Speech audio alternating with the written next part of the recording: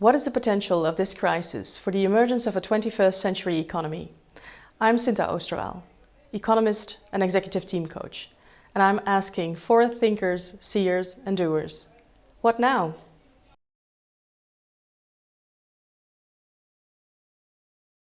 Hi Hans, how are you? Hi Shinta, I'm fine, how are you? I'm fine, thanks. Thanks for talking to me today. Hans, you're an economist and you're also the director of investment management at a mid-sized European bank called the Triodos Bank. You write columns for a Dutch news site and you're also a PhD researcher. Thanks for talking to me today about what the potential of this crisis might be for us. And I have, I think, one question that is that came to mind just now. I was thinking about what is the most radical idea that might be emerging from this crisis for economic renewal? Oh, I always have a lot of very radical ideas in my mind and the things I want to change, but and it's very tempting to say this crisis will change everything. I don't believe that it will change everything. I only hope that we're going to realize that the way we have created our economy over the last 40 years ends somewhere. And the most radical idea I have also over the weekend, this might be the way that it ends somewhere, especially our monetary system. If I don't know if you saw the headlines last week in the Netherlands about the government deficit approaching 100 billion euros, the highest deficit since the First World War in the Netherlands. And that means that debt, public debt, but also private debts are piling up massively. And that in the end, it becomes unsustainable, I think. And then we have only two ways out. To have some kind of a debt jubilee or whatever, to say we get rid of part of the debt, and it can be in a few ways. And the other thing, and that's threatening, and that's the radical thing, that we don't believe in our monetary system anymore. So this is not a new idea, but we're approaching it very fast. And then you can also maybe know why people start buying toilet paper. Because in the end, it might mean that toilet paper is more expensive than money. Because if we don't believe in the monetary system anymore, we don't believe in money, and then we get high inflation, like you had in the 20s in Germany, or so really hyperinflation. And this is the negative part, but this is radical, and I don't want to happen, of course. I have also a positive radical thing. And if you see how fast people can change their behavior, not voluntarily, but we can, and without complaining that much, to be honest, that gives hope. Also for people to change to change their behavior in a more sustainable way. So why not? So things we have said that it's impossible, that we cannot change behavior, that we have to meetings and meetings over and over again to change something, to have laws in place or whatever. And we have just one virus and everything changes. Yes. This is not the positive part of virus, but the thing that we can change societies in a radical way. That gives hope. Also for a change in the future. Yeah. Yeah, it might be the most needed bit of change, right? To come to a complete standstill in which space is offered to reflect again. Yeah, to be honest, I don't know if that counts for everyone, that we have in this standstill place to reflect, because I think there are also a lot of worries for a lot of people. And those worries also have to do with how we created our system. So we are not capable as a system to have a standstill, because we get all kinds of problems like that, but really problems associated with our economic system that can only go in one way.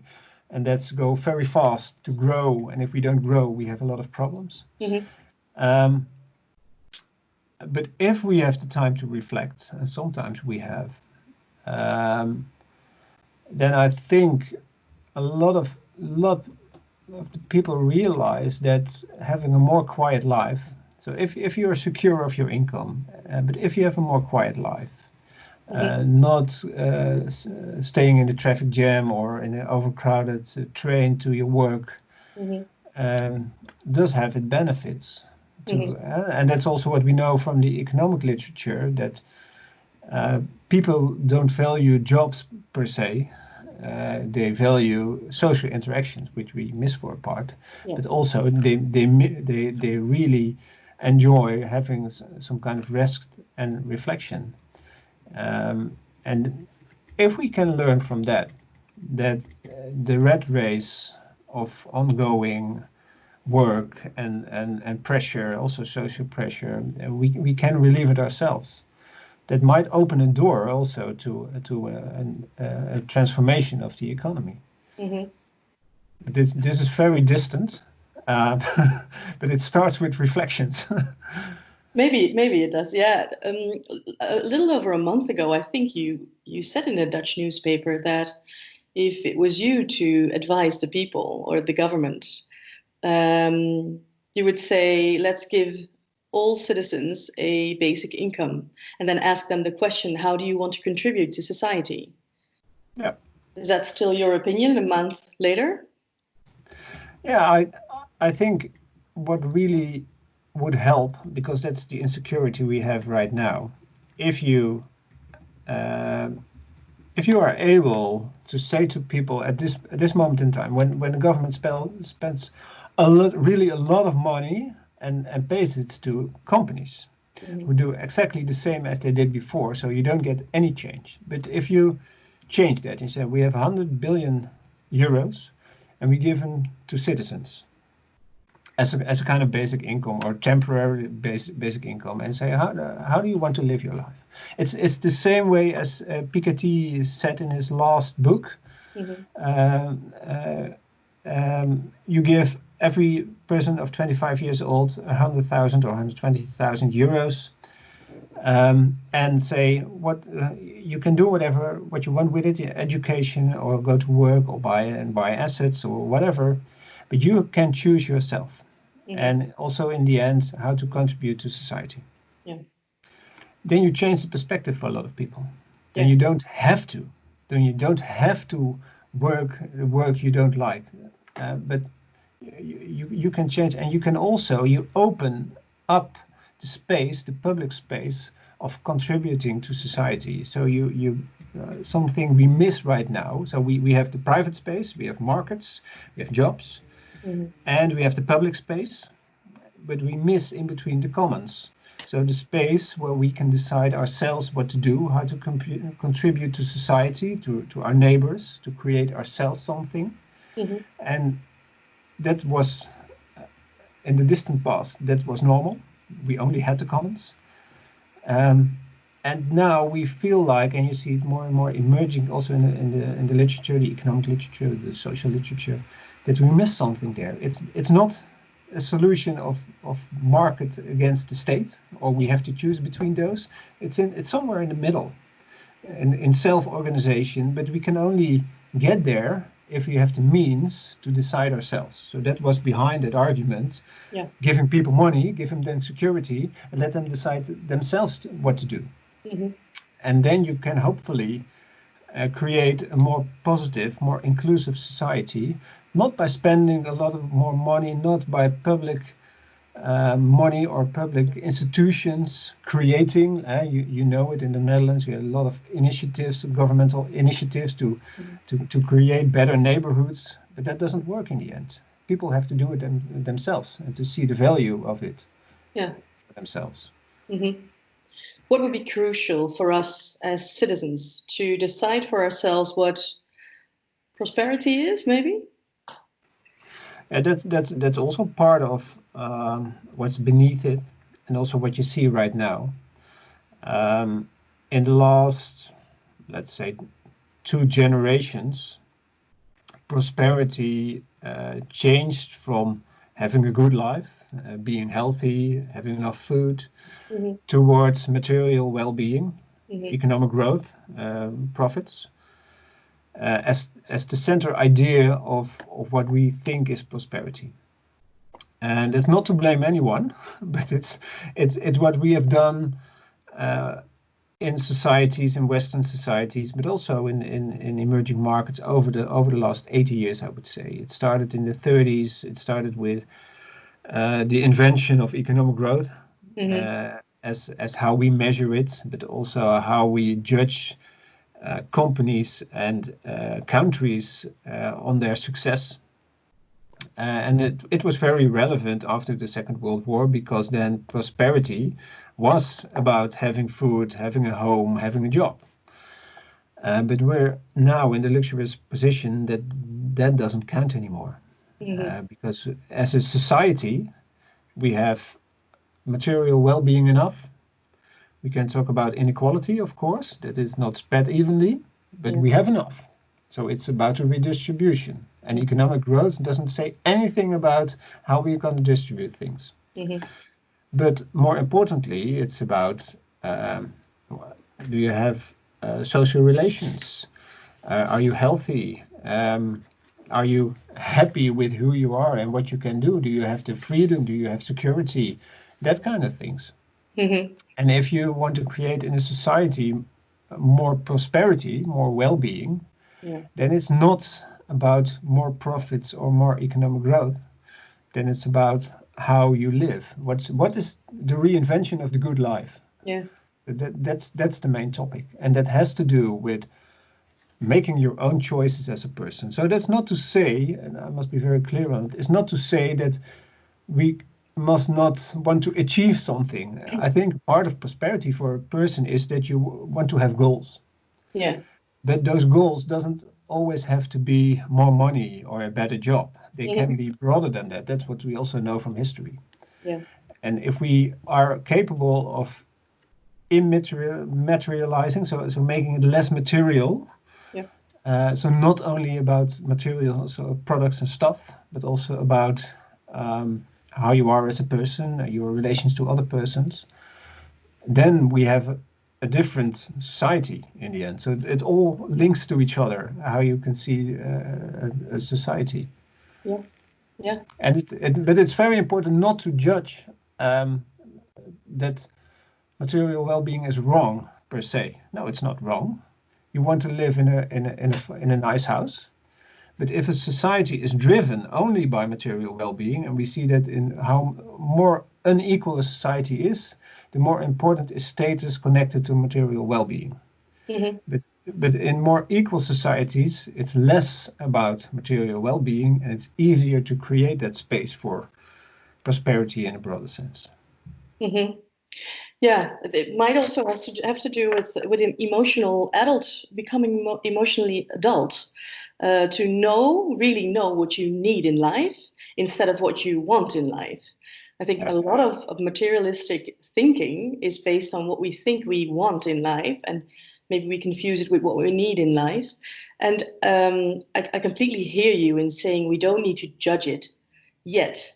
We are on a global scale, on a massive scale, meeting the consequences of that materialistic thinking, of course. So in a certain way, I think it's very good to be a bit confrontational about it, right? Yeah, but I agree. But we can hope for changing consumer behavior, and of course we can hope for it now, that people react differently and are more conscious about their behavior and what it does to the environment. And but we know, and that's the negative thing about it, if we don't change the rules in society, so the institutions, so the laws, etc., so the incentives for people, then it's not going to change. So what we should also do then is to levy taxes on resource use, on production. So also the new rules the European Union is coming with, so on the circular economy package, the new Green Deal, that would really help to steer firms in the right direction, and in that way also to change consumer behavior. So I Yeah. think it should all be linked together, because some things are so easy to do, and in a policy sense. So the easiest example is that of the plastic bags. So you charge 10, 15 cents for a plastic bag, and 96% of the people don't want a plastic bag anymore. Yeah. It's so easy. And you can do a lot of that kind of stuff. So levy taxes, they can be low, but they change behavior. And that makes people a little bit more conscious about their behavior. But you cannot only say you have to change yourself. That's not going to work. So they have to really believe in it themselves, and to have some incentives in the world they are used to live in. So in the market economy, which is steered by prices and preferences, that's the way we are all raised, more or less, if we want it or not. So you also have to do it in that way. Yeah. In let's say the old way, maybe not the economy where you want to stay, but you have to use the instruments there. So the real economic instruments of prices and that kind of stuff. Yeah. To bridge the gap, or to bridge make a bridge. Yeah, to change behavior and to have and I believe in the end, and that's in this period, what you can see is that people can change. People can change more than you.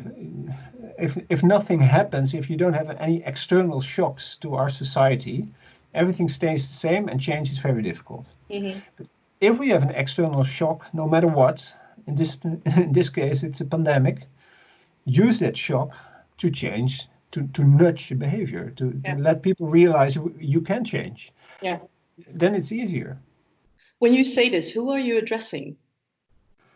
I think partly also the clients of Triodos, yeah, and that's what separates Triodos, I think, from other banks or investment managers, that we are values based, that we are very explicit on what we want to achieve. We want to achieve a more sustainable society, and our clients want us to do that, to help with that. So that's where we invest in companies and engage with companies to help them change, to be more responsible. But also, of course, society at large, because we are not isolated as a bank. We're in society with a lot of stakeholders, and our mission is to change finance, but also finance that change entrepreneurs can make. And so I'm addressing everyone, also myself, of course. Okay, good. You were just speaking about the essentials of life a couple of minutes ago. The public debate currently evolves around taxes and laws, and it focuses on corporates, of course.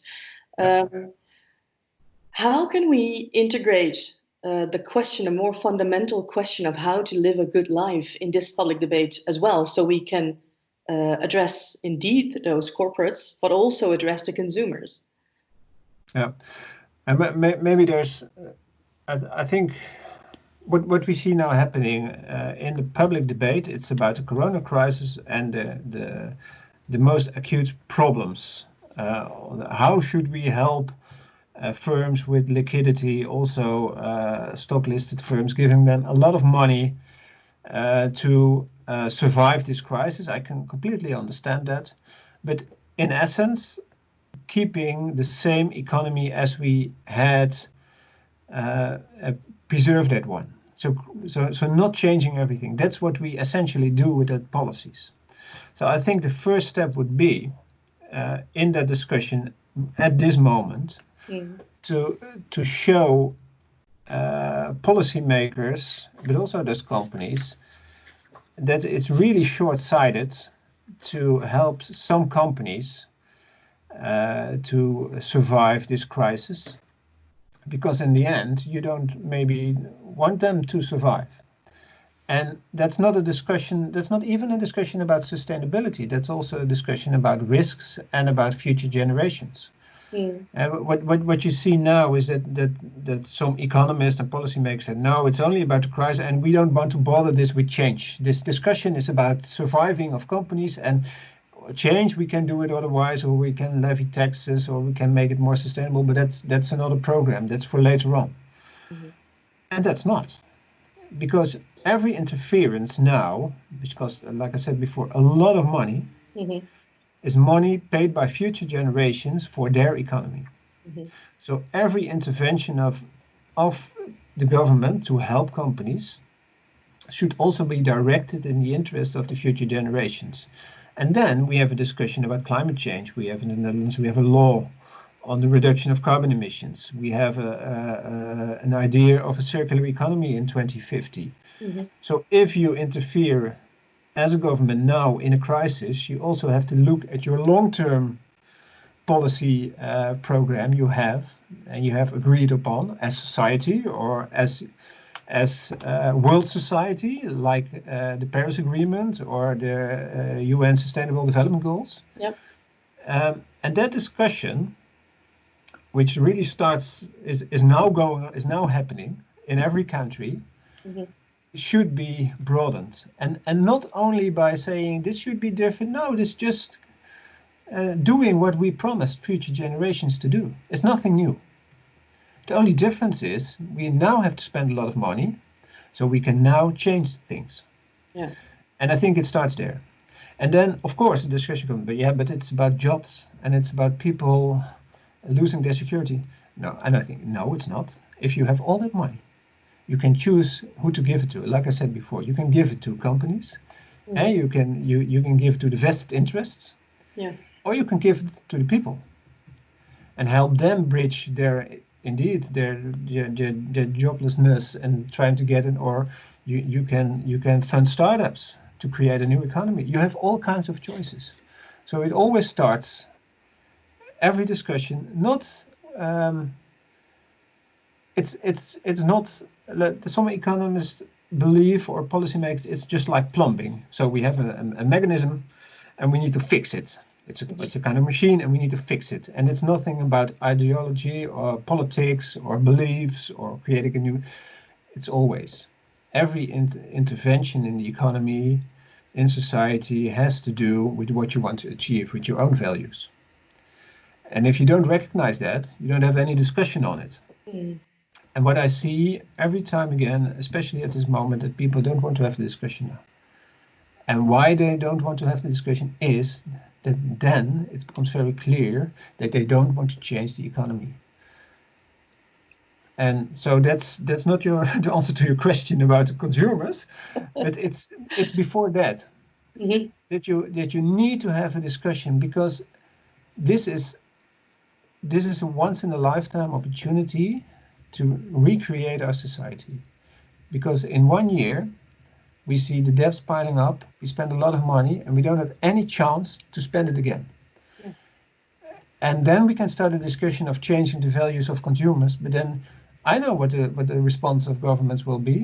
We don't have any money. You need to do it yourself, and it's not on us. So that's one of the main worries for me at this moment.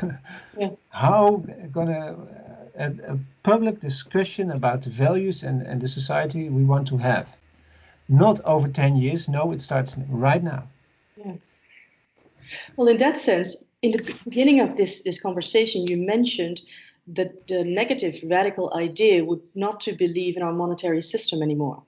Hmm. When we speak about what could we do, it seems to be we seem to be tripping over the monetary system every single time. Hmm. So in that sense, it might not be a negative radical idea to not It believe in the can be money. positive. Yeah. I don't know. What do you think? Well, Interesting question. the problem is that um,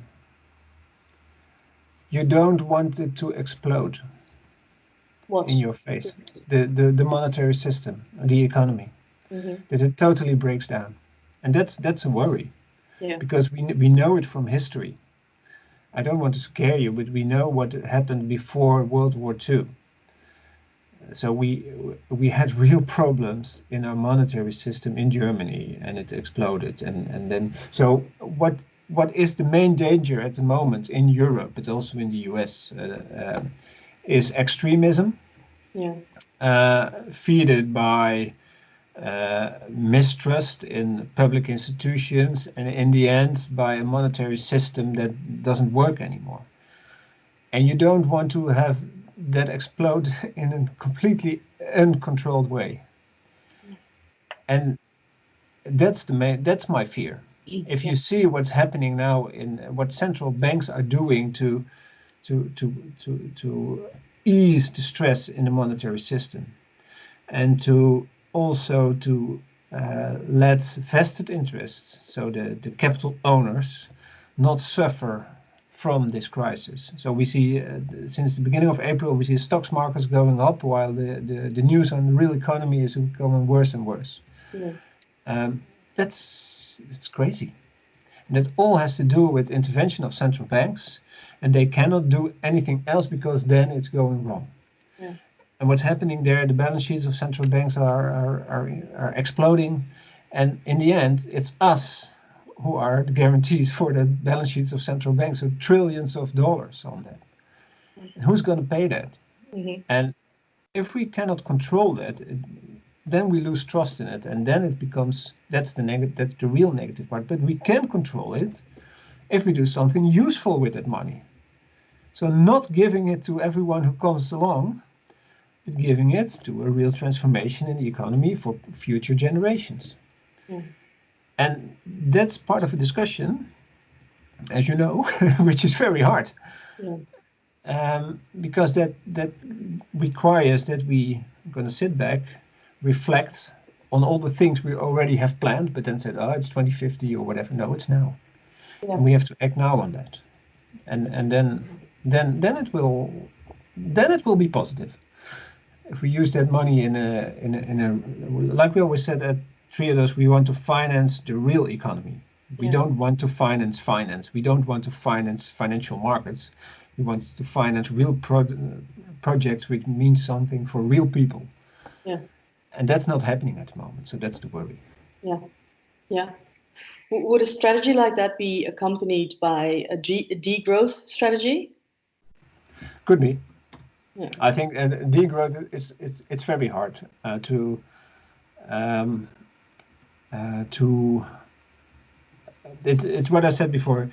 You need to give perspective for people. And a nice prospect is not that you get less. So you need to replace it by something else. So degrowth does not have to mean less material well-being, but a different meaning of material well-being. To give a very concrete example, in terms of economic growth, if you make, for instance, a washing machine, all what counts is a transaction that you sold the washing machine to an end consumer. No matter how long it lasts, that washing machine, or how many turns it takes, or whatever. If you do things like in a more circular economy, that you want to repair it more times, that you use it more intensely and better, and also that you design it in a better way, but the price is still the same. In economic terms, that already means degrowth, because you sell less washing machines. Mm. But the value you derive from it as a society is the same over time. You only have a washing machine to wash, nothing else. And if you can wash more with a washing machine, with the same washing machine, it increases your value. But so a degrowth scenario would mean that you really change in a fundamental way your society. So using circular economy principles to also redistribute things. So redistribute material well-being, and then really change it. But that's a huge program. So only saying it means less economic growth is too narrow for me. So we really need to change how we use stuff, that we need to produce less, but value more. And then the value you derive as a society is the same. So you have the same amount of stuff you can use as a person, but you have to produce less. And then people say, oh yeah, okay, is that degrowth? Okay, then I can live with it. So, but I think in some way we have to, because there is no way, at least not shown, that we can decouple economic growth from material use, or from carbon emissions. So real decoupling. There's no proof for it. And we can hope of technological innovations that will deliver us that, as is in the IPCC scenarios. I don't know. I think we never do that in other stuff, hoping on innovation. So I think we shouldn't do it and really seriously think about less growth. With all those nuances, yeah. Sure. So if the classical paradigm of our economic system, which always has been growth, right, falls away, then what would be, this is a philosophical question, what would be an economic system? It's still an economic system. An economic system is not dependent on, how we build it is dependent on growth. But an economic system per se doesn't have to grow. But it's the way you create your institutions. And a very simple example, our tax system is based on value added. So value added tax, but also income tax, profit tax. So we only get more taxes as a government if we have more economic activity. So that means if your outlays are getting higher because of aging, you have more healthcare costs or whatever, the only thing you can do as a government to stimulate is economic growth, because that delivers you more taxes. And you can also do it in a different way. You can also say, let's do it on resources, or on maybe on directly linked to your outlays in some ways, so not depending on economic activity per se. And so you have to recreate some of your institutions, but then still it's all economy, but it's about the choices you make in that economy and how you build it. And of course, over the last 80 years, we have built everything on the institutions beneath economic growth, so the national accounts and how we calculate it, and we have built macroeconomic models on that. Everything is about economic growth. If you read the news and economic growth is going down, it's bad, and if it's up, it's okay. And that's so deeply entrenched in how we see the economy, but it's superficial. And if we strip that, we still have the economy, but we have to recreate parts of it. And what would its essential function then be? Of the economy? Yeah. Or an economy is in my opinion, and a lot of other people's opinion, nothing else than how we can have the most prosperity with the scarce resources we have. And that can be, and that's always how you define it. And I think the most scarce resources we have at the moment is nature, our ecological limits. And the most prosperity is also about redistribution. So it's not maximizing the total, but also looking at how much everyone has. And that's not in economic growth, but it's the economy.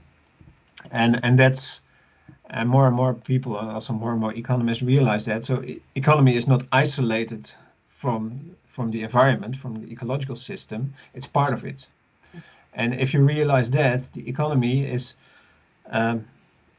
getting smaller in some sense, but also getting bigger, because the questions are differently. Because the most interesting questions are not how to optimize a production chain, but how to derive well-being in the broadest sense, also for future generations, in the way we produce everything now. And that's also incorporating your biodiversity or climate change or whatever. So that makes it more interesting as an academic question, and also more importantly at this moment in time. Yeah, when ecology is no longer an externality, that might be the biggest change that we might be able to make, right? In order to transform our economy, to incorporate the supply chain, the essential supply chain. Maybe that's also a link to what we talked about in the beginning. We define the economy as transactions on markets sometimes, And what's not priced in markets are externalities to that economic process. But if you look at it in a broader way, that's only a part, the markets are only a part of the economy because those externalities are real life and also the economy. Yeah. And that also has to do with the commons where we create how to work and live together without any market, so about trust and values, etc. And not rely on a government who imposes values on us. No, we can do it together. We create it together as commons. Also do with our common resources, those externalities, things that are not optimal priced in markets. Yeah. That's also a thing we have maybe not always have to solve in markets, but also as commons. And that's a different way of organizing. It's very difficult also for me as an economist because I'm really trained in thinking about markets and externalities. But as long as you call things externalities, Mm-hmm. you imply that it's not that important as the internalities, because that's what we know. And the externalities is something, well, maybe we have to price it, but we don't know the optimal price, so it's very difficult. And if we still want to speak that language, in the end, it will not solve everything. It's no option to internalize all externalities because we don't know how. Yeah. Because then we have to need all the information about every effects of everything we do, which is not priced. So and then to calculate it, and then it's very close again to the optimal market planner. Or I worked at the CPB, the Central Planning Bureau, Mm-hmm. so which was one of the ideas that we're going to plan everything like a planned economy, like a communist economy, and then you have a central planner who knows all the prices, also the externalities, and then we're done. That will not work. So we have to in the middle, and in the middle are those commons.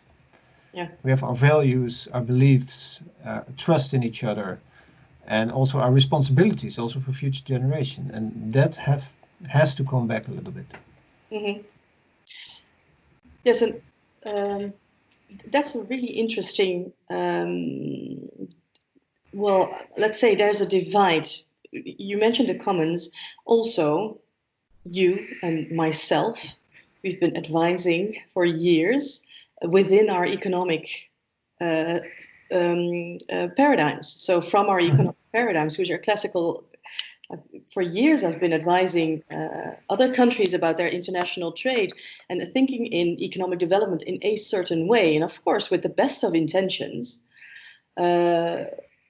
But I have come to realize, and I think the same counts for you and many more of us, that there's more to it. Yet there are thousands of people in functions that are thinking in the same way. So there's the international consultancy firms, there's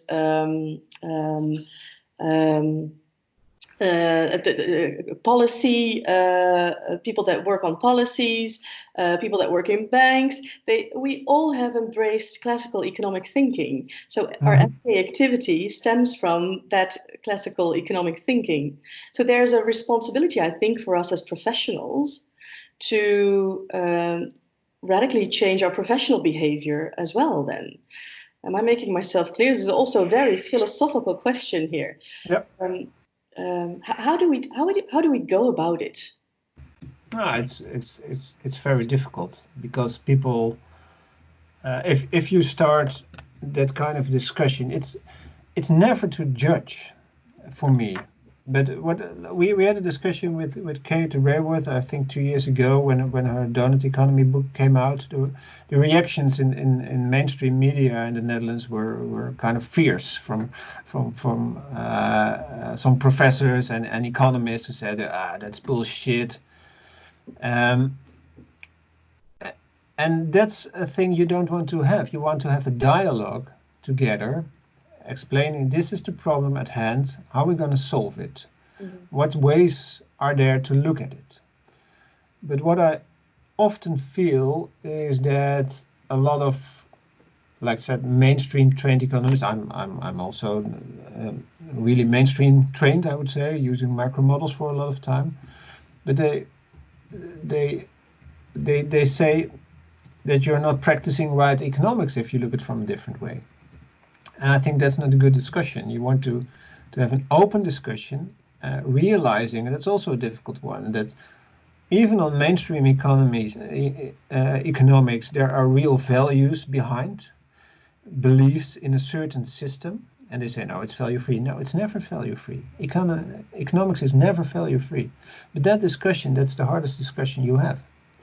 And I think the only way to have that discussion is do it every time and time again with real-world examples showing that how you can look at it and how you can solve it.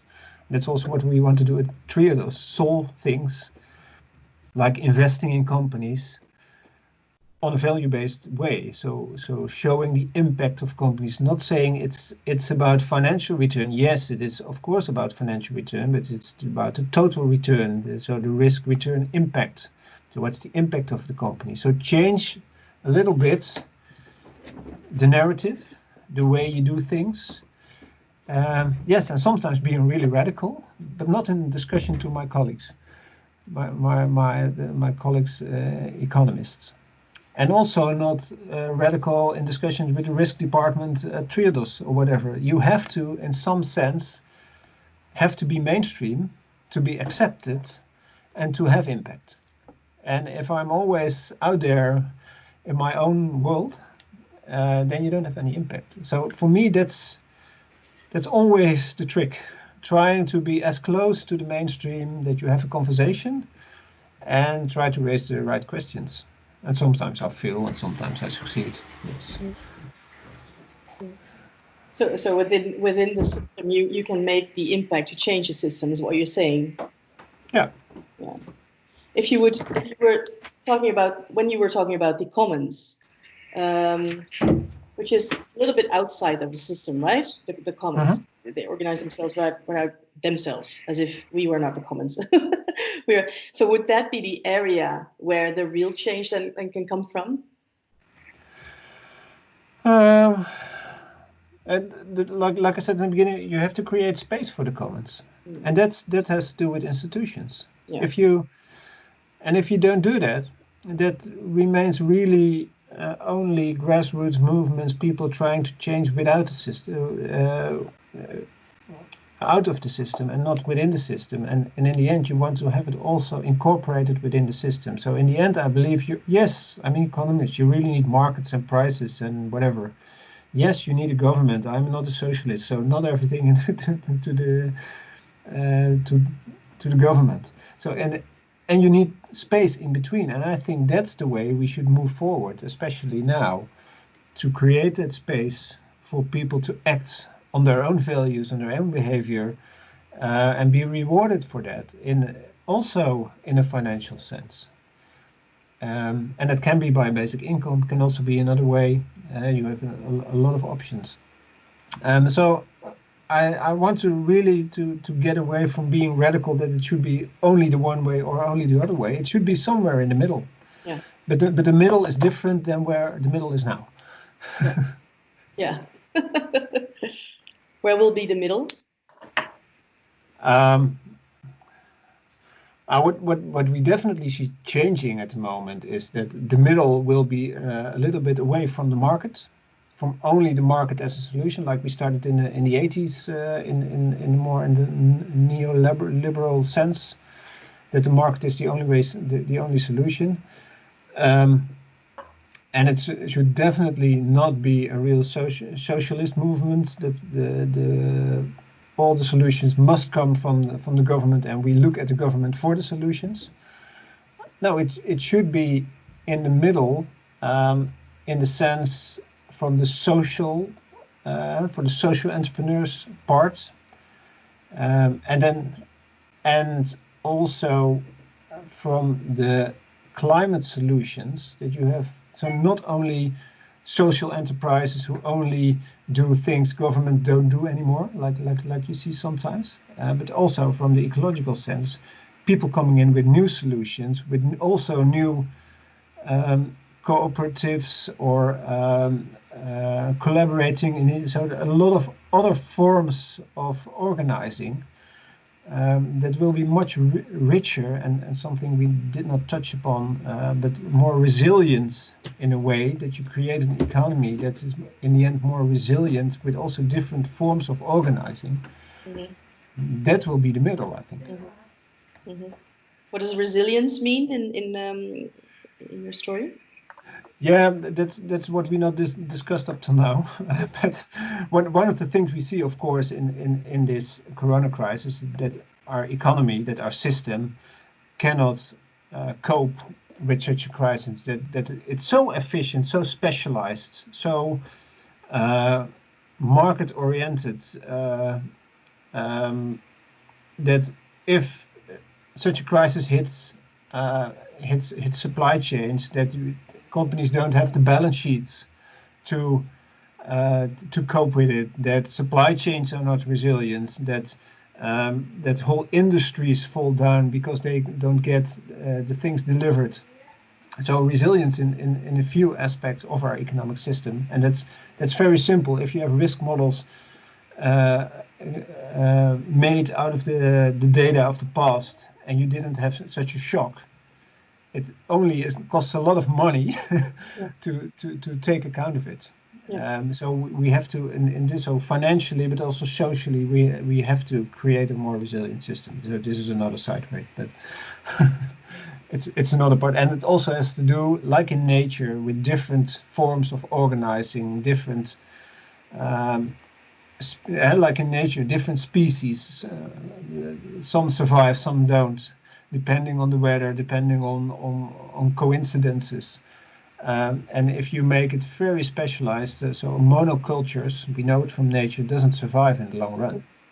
And that's, of course, it's very efficient, but it's very vulnerable. Isn't it the societal responsibility of corporates to be more resilient in that sense? Yeah, yeah.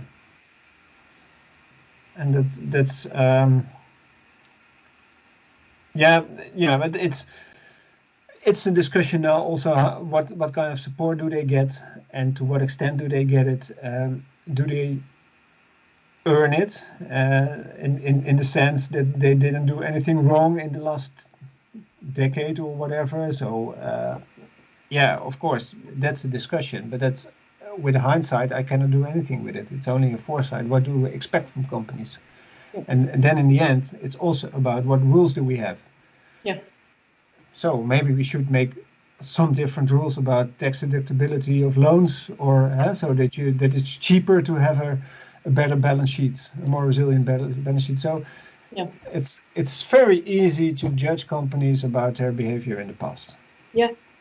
That doesn't help at the moment. Yeah. Well, that will be my last question, but I had a question about that because it's been occupying my mind for a couple of days now. Is it fair to change the game in such a way?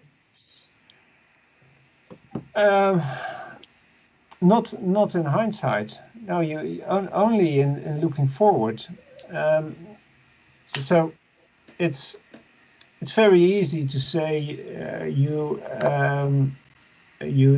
over the last few years you did only share buybacks, or whatever, to optimize shareholder value, and we don't like it, and now you have a very weak balance sheet, and now you come for us for help, so we don't give it. I can understand why, because it might be perceived as irresponsible, but you cannot blame it, because you should have changed the rules then before.